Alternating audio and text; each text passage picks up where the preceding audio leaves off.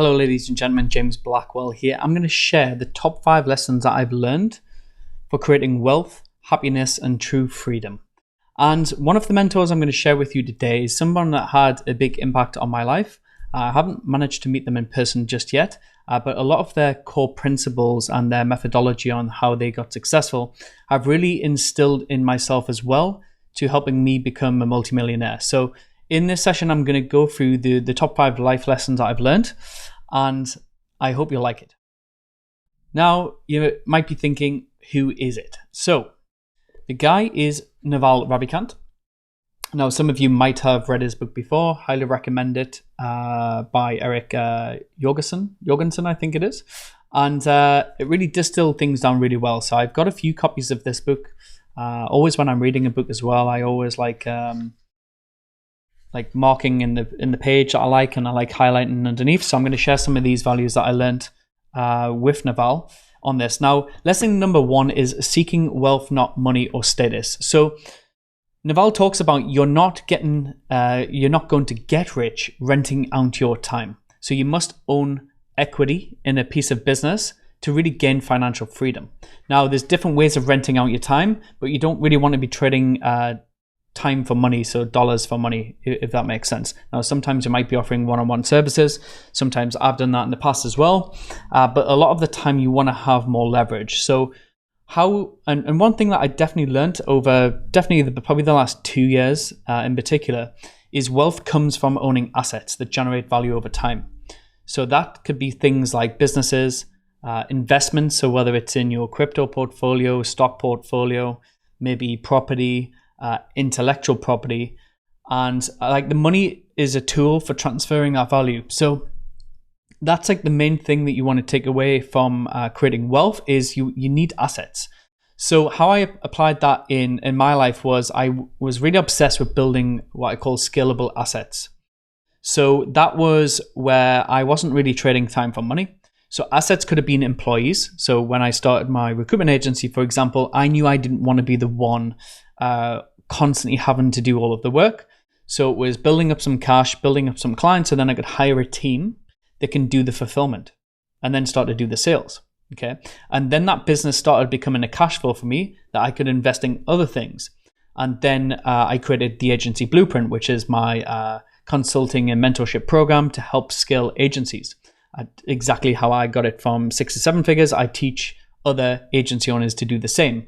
But then I created video trainings, webinars, workshops. We have daily coaching calls, for example. At the start, I did all of it. And then I started passing that off to some of my new team members. And then I brought in expert coaches. And that again made that business a scalable asset. And then now I have remoteassistance.ai, where we actually place operations integrator VAs or marketing VAs in companies so they can help scale up. And again, I built it in a scalable way that it's an asset that doesn't rely on my time. We have a team to do that. So that's the key thing that you want to have is build scalable assets, okay? So you need to ask yourself, are you building assets or are you trading time for money? So the first thing is to build a scalable asset, which is a business, but a business that doesn't depend on you over time. And then you're going to use that wealth to invest in more assets. The second lesson I learned from Naval was happiness is a skill. So yes, money doesn't make you happy, as it were, but it gives you more choice. And the same with happiness is a choice, and it's a skill you develop. So it's about being satisfied with what you have, maybe trying to eliminate some desires and really mastering your thoughts. That's the basic principle of this. So how I applied that was trying to simplify my life, okay? And I've definitely went through that over the last probably 18 months. I acquired a lot of materialism, all of the best cars, the best watches, the best hotels, experiences, and lots of unnecessary things. But I sort of had to get that on my system. And then I focused on what truly mattered, which was freedom, health, relationships. So you could do things like daily practices, which I've mentioned in other videos before. So gratitude journaling. So every day I'm always writing down things I'm grateful for, or I might be thinking about things I'm grateful for when I'm going for a walk. And really having that mindset from scarcity to abundance. So that a lot of that comes from meditation. So I think I've shared before the meditation app I use, which is this one here called Insight Timer. And I was actually looking at this the other day, funny enough, and just seeing like how many minutes I've actually meditated for, which was quite crazy. So like all time, you can see I've done like 187 hours of meditation. I think a total of over 11,000 minutes, and that's just in this app. Sometimes I meditate without the app, and you can see the progress that I've had over time, over the years as well. And yeah, that was like a big takeaway for me was meditations really helped me quiet my mind and stay present.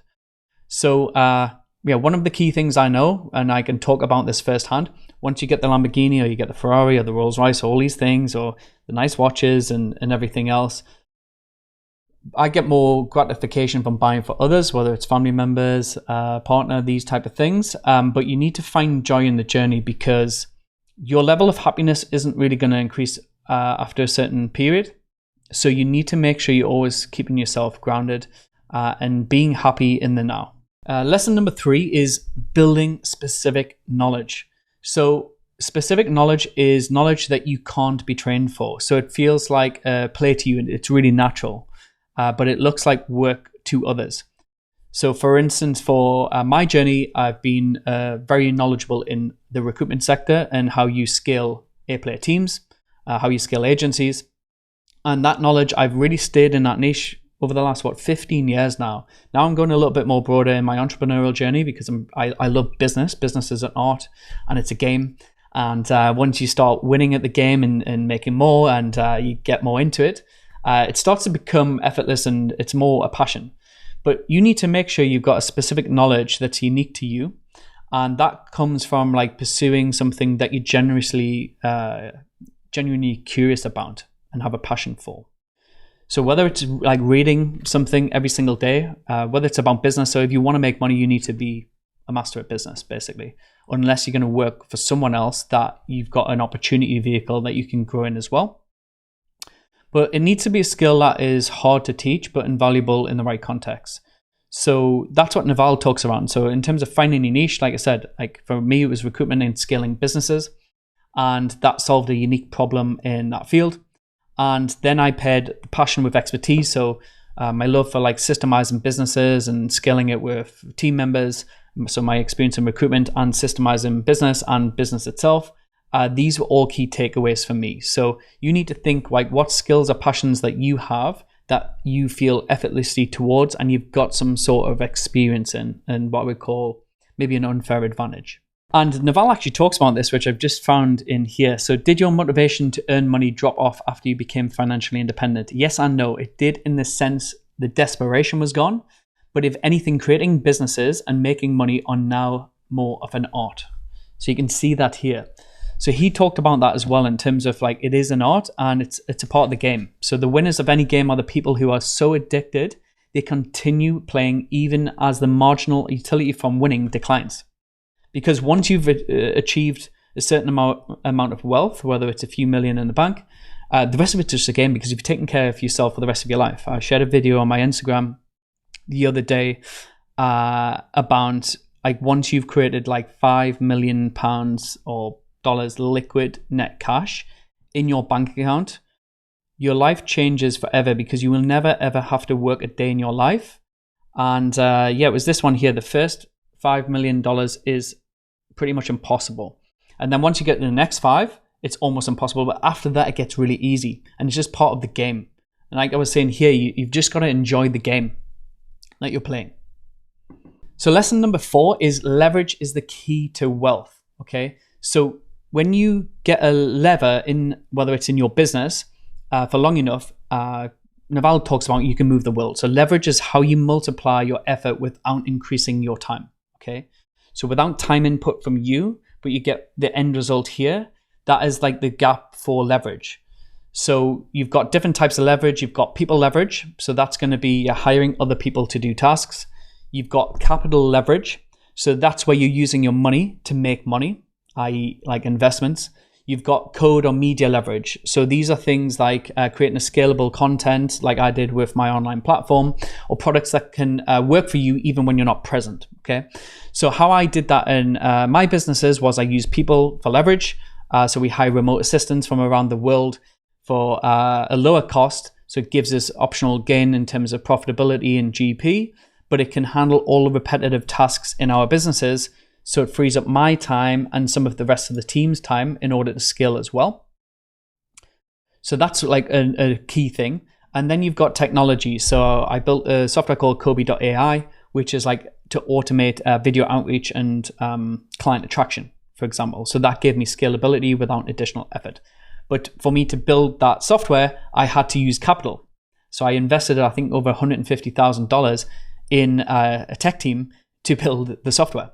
And that's another beast in itself. I mean, that was probably a big wake-up call for me in terms of the focus of like, you make sure that you can only focus on the few, not the many. And I say this all of the time.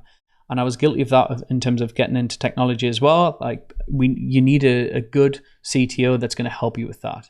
But you need to think about where you can use leverage in your life. So whether it's people, capital, technology.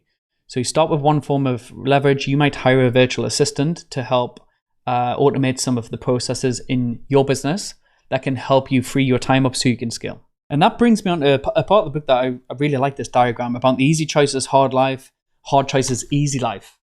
And that is so true in business and the journey. And he talks about saving yourself. So doctors won't make you healthy. Nutritionists won't make you slim. Teachers won't make you smart. Gurus won't make you calm. Mentors won't make you rich. Trainers won't make you fit. Ultimately, you have to take responsibility. So you need to save yourself first. And that is true. Like he says, I've never met my greatest mentor. I wanted so much to be like him, but his message was the opposite. Be yourself with passionate intensity.